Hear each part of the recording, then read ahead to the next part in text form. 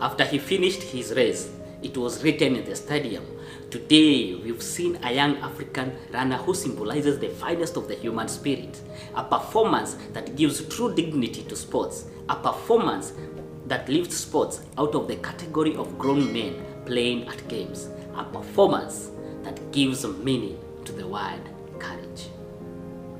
Here's what happened before that.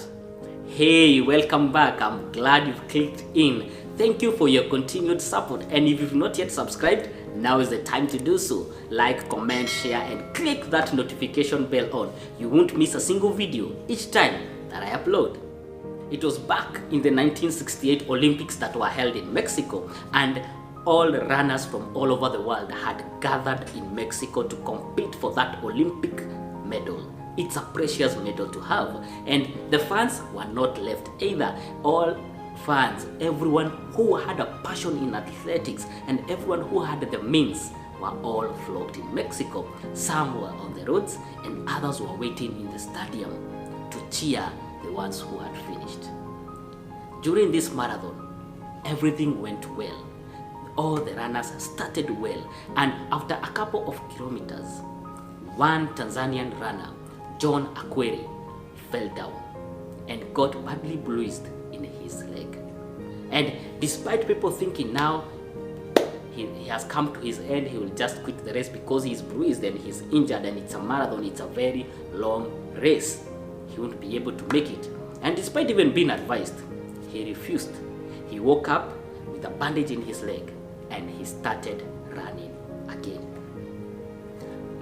He was slow, yes, because he was hurt. He could run a couple of meters, walk, pause, but he kept on gaining strength and gathering all the strength that he had within. Every strength that he could find in his spirit, he kept on using it. And after an hour, after everybody else had finished the race, there were still some fans in the stadium and some on the streets. Since they were just enjoying the moment, they see John Akhwari approaching. John Akhwari paused as it was the system. He was running a couple of meters, stopping, gaining strength, and then walking, running.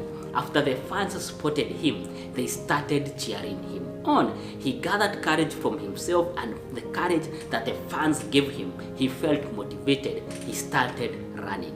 He entered the stadium and kept on running until he finished his race. The crowds were cheering him and gave him a standing ovation. And after he had finished his race, it was written in the stadium, "Today we've seen a young African runner who symbolizes the finest of the human spirit, a performance that gives true dignity to sports, a performance that lifts sports out of the category of grown men playing at games, a performance that gives meaning to the word courage." Yes, John Akhwari completed his race, and some curious reporters came and asked him, "John, why did you continue with your race? Nobody could have faulted you if you had quit." John responded, "My country did not send me 5,000 miles to come and start the race. My country sent me 5,000 miles to come and finish the race." Yes, John Akhwari knew that he had to finish what he had started, no matter what it takes. In life, what did you start? And along the way, you got injured, you got bruised, and you quit. What have you been doing and you feel like you need to quit? John reminds us that the human spirit cannot be swayed. If you are determined to finish your race, no matter what it takes, you will keep on walking, you will keep on running, you will keep on growing. So, what have you started and you feel like quitting? Finish what you started. Yes, even if you're hurt, you're bruised, just do what, as Martin King Luther said, you can't fly, just run. You can't run, walk. You can't walk, crawl. No matter what you do, keep moving forward, because you didn't just come in life to just pass by or live by. No, you did not just come so that we may say you were here. No, you came to live, to conquer, and live victorious. So take your ground, take your position, and don't mind if you don't get the awards and the golds. Remember, John did not get the gold or the bronze or the silver. Everything had already been taken, but his reward was personal. He knew that everything that he had started, he needed to finish. He knew he will not go on record as a person who went but did not finish. The problem is not starting here. The problem is finishing what you started. From 1968, we still draw lessons from John.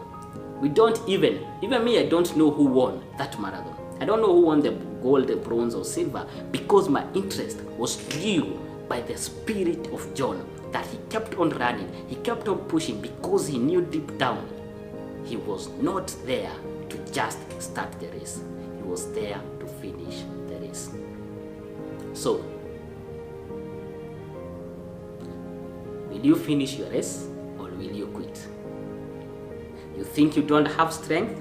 It's deep hidden inside you. That strength and courage you think you don't have, it's always in you.